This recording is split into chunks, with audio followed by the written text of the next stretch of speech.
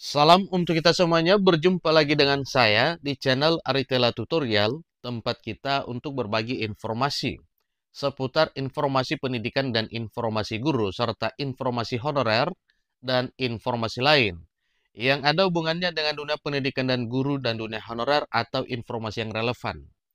Pada pertemuan ini saya menyapa seluruh Bapak Ibu honorer Sanair yang selalu setia melaksanakan tugas tanpa mengenal lelah untuk melaksanakan kegiatan publik di instansi pemerintah pusat maupun instansi pemerintah daerah. Saya yakin bahwa Bapak Ibu honorer selalu semangat dan selalu dalam keadaan sehat walafiat. Ada satu hal penting yang merupakan informasi terbaru, yaitu untuk merespon apa yang disampaikan oleh para honorer, khususnya R2 dan R3, yang mengalami kekecewaan setelah terbitnya pengumuman resmi pada seleksi P3K tahap 1 formasi 2024, di mana para honorer dengan kode R2 dan R3 menolak status P3K paruh waktu. Terkait dengan hal tersebut Bapak Ibu, akhir-akhir ini banyak gejolak yang perlu diluruskan mengenai informasi pengangkatan honorer R2 dan R3 ini, di mana sebelumnya oleh aliansi honorer telah menyampaikan bahwa akan melaksanakan audiensi tentunya dengan tujuan untuk memperjuangkan nasib para honorer R2 dan R3. Terkait dengan hal tersebut, Dewan Perwakilan Rakyat Republik Indonesia telah mengambil satu kesimpulan bahwa pada tanggal 4 Februari 2025 tahun ini mengundang seluruh aliansi honorer untuk membahas mengenai nasib para honorer R2 R3 yang menuntut untuk diangkat menjadi P3K penuh waktu.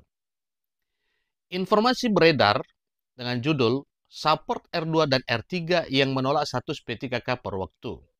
DPR RI ungkap semua tenaga honorer harus lakukan hal ini. Ini informasi terbaru yang tayang per Kamis 30 Januari 2025.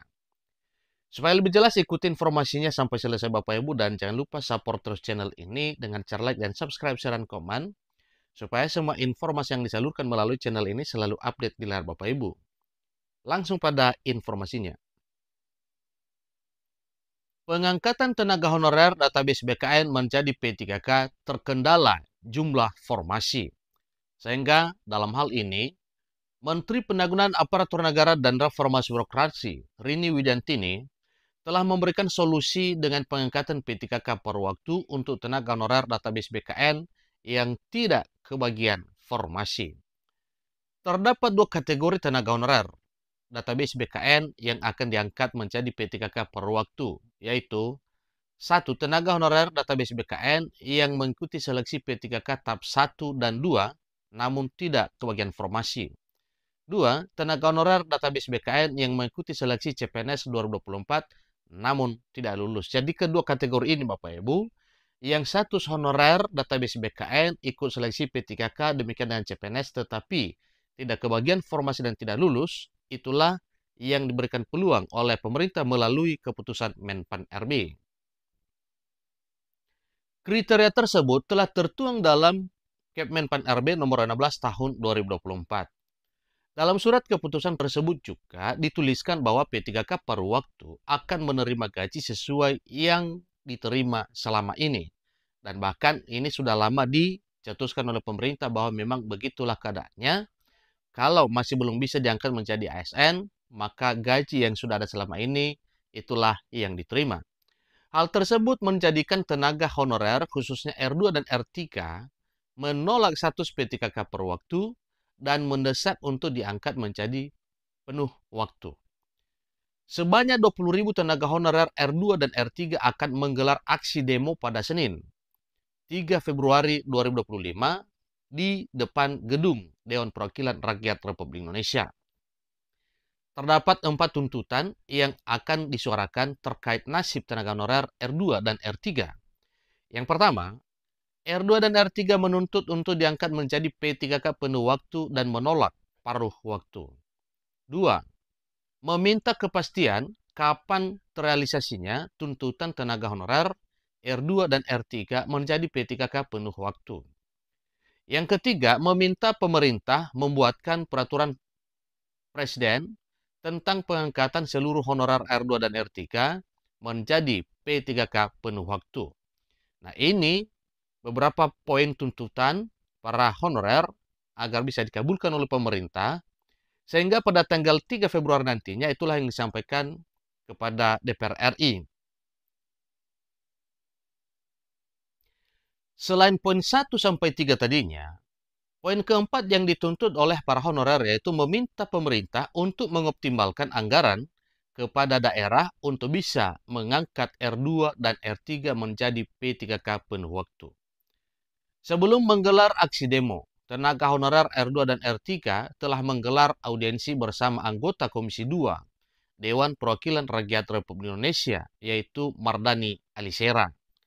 Pak Mardhani Alisera dari Komisi 2 Dewan Perwakilan Rakyat Republik Indonesia menargetkan seluruh honorer R2 dan R3 ini diangkat menjadi P3K per waktu 2025. Jadi tentunya ini juga adalah salah satu hal yang masih dipertahankan oleh honorer agar bisa diangkat menjadi P3K penuh waktu.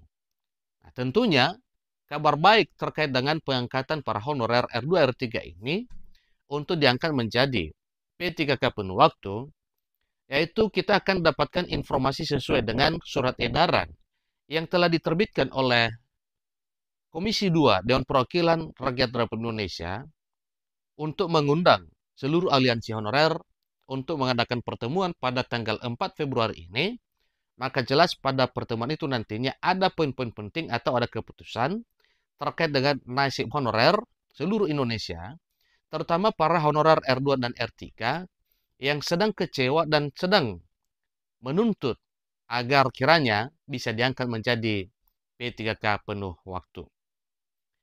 Pak Mardhani Alisera dari Komisi 2 DPR RI, targetnya seluruh tenaga honorer R2 dan R3 bisa diangkat menjadi P3K pada waktu 2025. Tetapi yang diinginkan oleh para honorer yaitu diangkat menjadi P3K penuh waktu. Demi mencapai tujuan tersebut, Pak Mardhani Alisera dari Komisi 2 DPR RI menghimbau kepada seluruh tenaga honorer R2 dan R3 untuk bersabar, namun terus berjuang dan jangan lupa untuk berdoa.